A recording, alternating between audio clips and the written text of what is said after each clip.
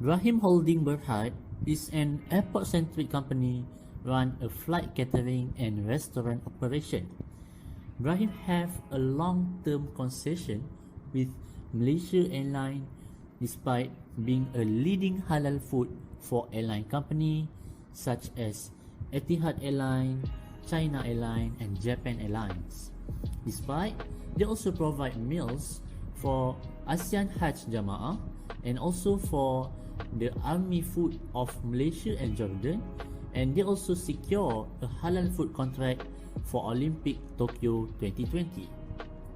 However, on 2015, Malaysia Airlines have a huge loss which forced them to renew the contract and reduce the bill by 25%.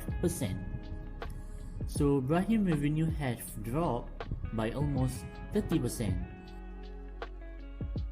We have therefore made the assessment that COVID-19 can be characterized as a pandemic. Maka pada 9 Jun 2020, ibadat haji untuk semua rakyat Malaysia bagi musim haji 1441 Hijrah adalah ditangguhkan ke tahun. Because of the COVID-19, all the operation of airline had been reduced. The Olympic Tokyo and the Hajj also had been postponed, which means that Brahim will have a huge loss. So therefore, the company want to venture into customer market by producing a ready-eat food, and finally they see that this business have a huge potential. The company want to expand the business to international market, and one of the targeted country is Kenya. This country have a big market because of the huge population size. However, before going to this country, there are many risks that need to be considered to make sure the future risks can be managed well. So Kenya, here we go.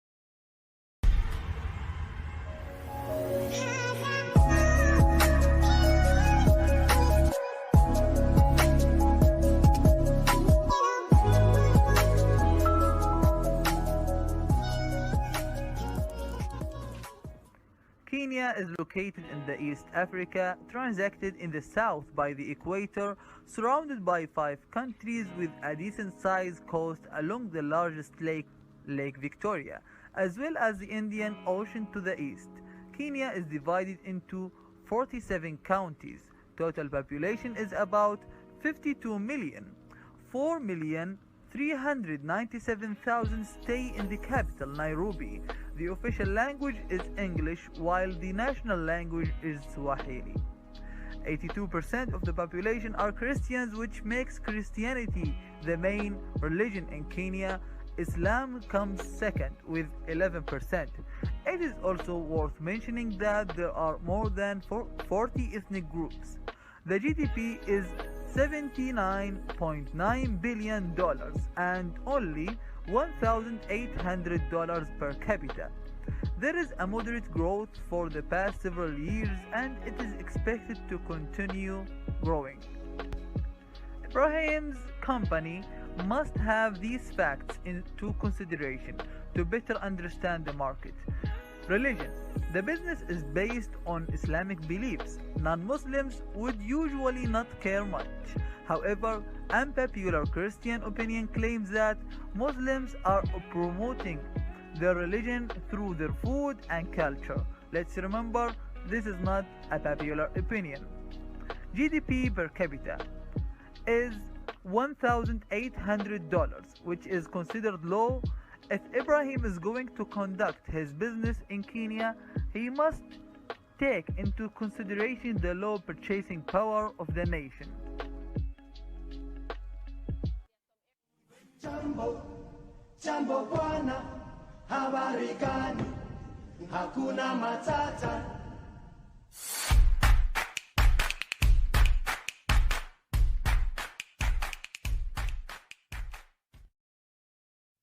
Okay, now let's move on to the cross-cultural factors.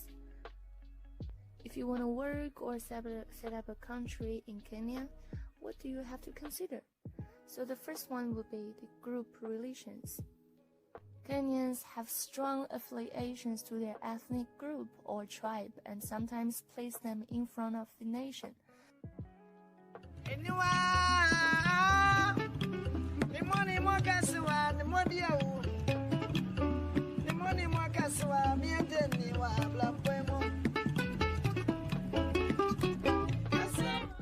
The family is at the heart of Kenyan life and is given priority over everything else. So if you're working in a cross-cultural group and there is one of your members from Kenya, absenteeism from work or delays in performing tasks due to family obligations is frequently experienced in Kenya. So don't be surprised about it. The next factor would be religion. The majority of the population is Christian, but there is also a substantial Muslim minority in Kenya.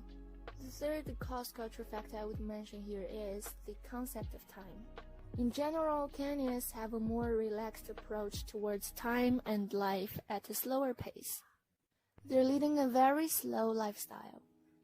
So it is not unusual to wait half an hour for someone to arrive for an appointment, and this is seen as perfectly acceptable in Kenya.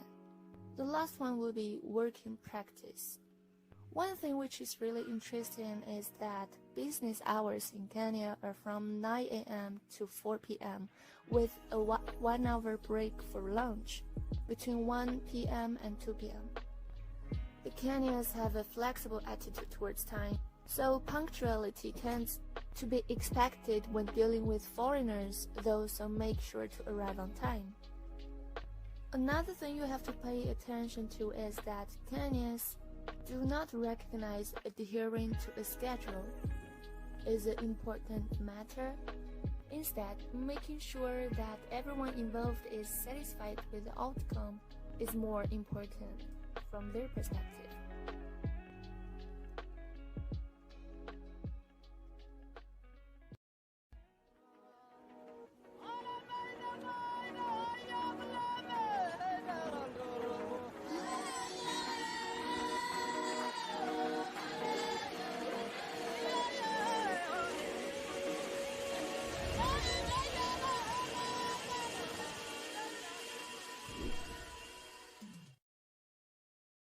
The final factor BRAHIM'S should consider is Kenya persistent corruption. According to Mongi 2008, in order to do business in Kenya, it is likely to persist in the presence of weak institutions that lack genuine adherence to democratic governance and the rules of law.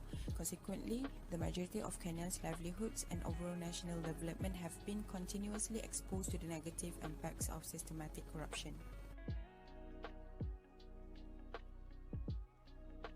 There are four main country factors which results in country risk that will harm BRAHIM'S holding if they will intend to do business in Kenya.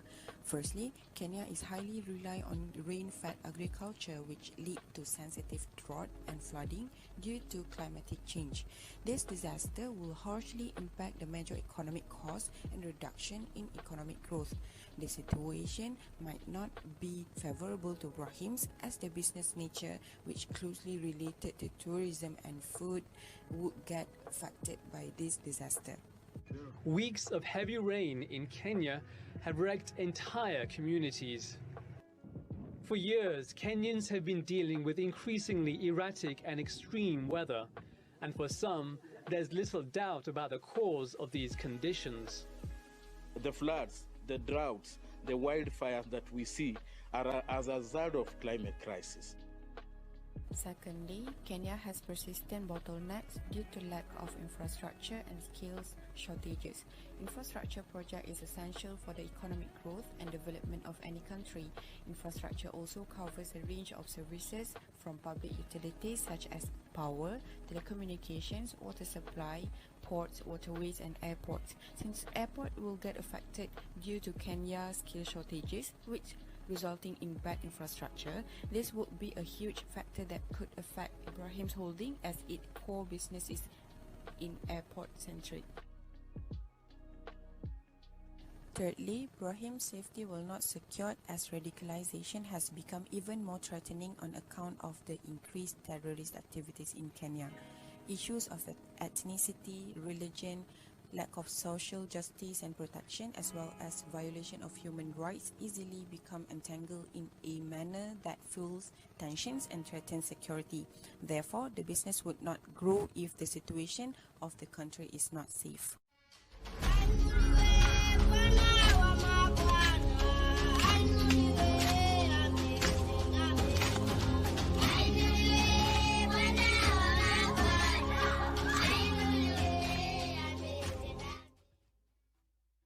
Currency issue in Kenya.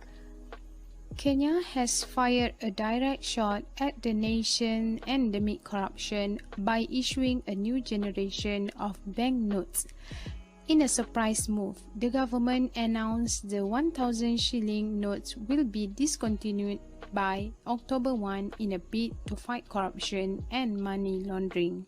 Central Bank Governor Patrick said people who want to exchange amount between 1 million and 5 million shillings will have to go to their bank to do that. Those who don't have a bank account will need to contact the central bank and will be directed to a local bank after providing sufficient identification and confirmation that the cash belongs to them. Initial objective was to crack down on illicit money and push more people towards digital transactions. Thus, before Bahrain's company enter Kenya market, they need to make sure that there is no door for corruption to enter in their business in order to make sure their business free from corruption. Besides, they also need to take note about the banknote currency that are newly produced by the central bank.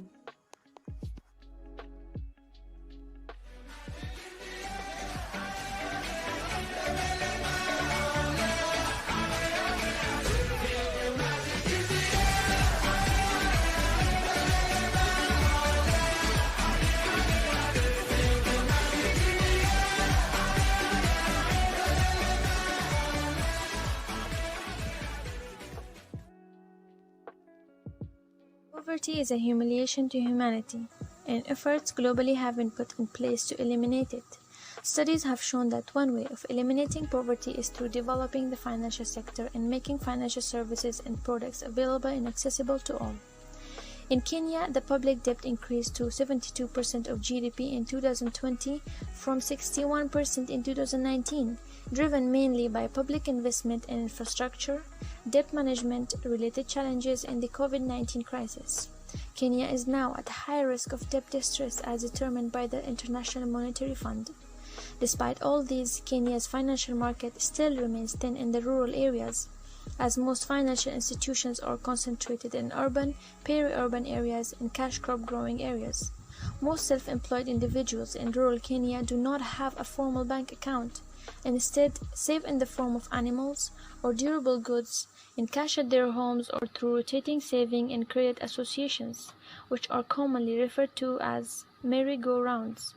Providing financial services in rural areas of Kenya on a sustainable basis remains a challenging goal, mainly due to the rural environment that is characterized by poor communications infrastructure, relatively low population density, low levels of literacy, relatively undiversified economies, low profitability, and high risk of money economic activities.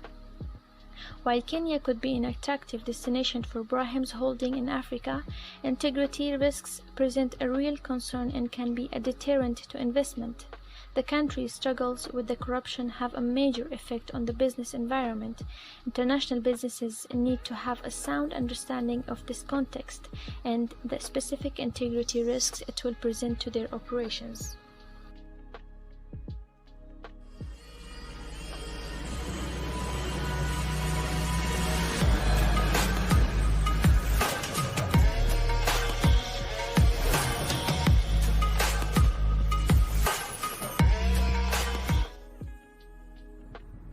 Okay, next, let's look to the commercial risk issue. Basically, commercial risk is a risk where there is a potential loss for Brahim when Brahim trade with the trading partner. They may have two possible loss if Brahim going venture to Kenya. So for the first one, there is a risk that the customer cannot pay for the product or service that Brahim provided according to the term of agreement that had been agreed by both parties. This is because Kenya is a developing country with lower middle income economy. Even the GDP of Kenya is very low. So either the trading partner is a government company or a private company, there is no guarantee that they may afford to hire the service or the product of Brahim. And the risk is very high for Brahim, unless Brahim willing to accept a lower payment. Secondly is they have a risk that Brahim trading partner does not live up to the obligation within the agreement. This is because Kenya is known as a corruption country. This is proved by the Corruption Perception Index of Kenya for 2020, which is ranked at 124, which is a very high. So Brahim will face many problems if they deal with a wrong trading partner in Kenya.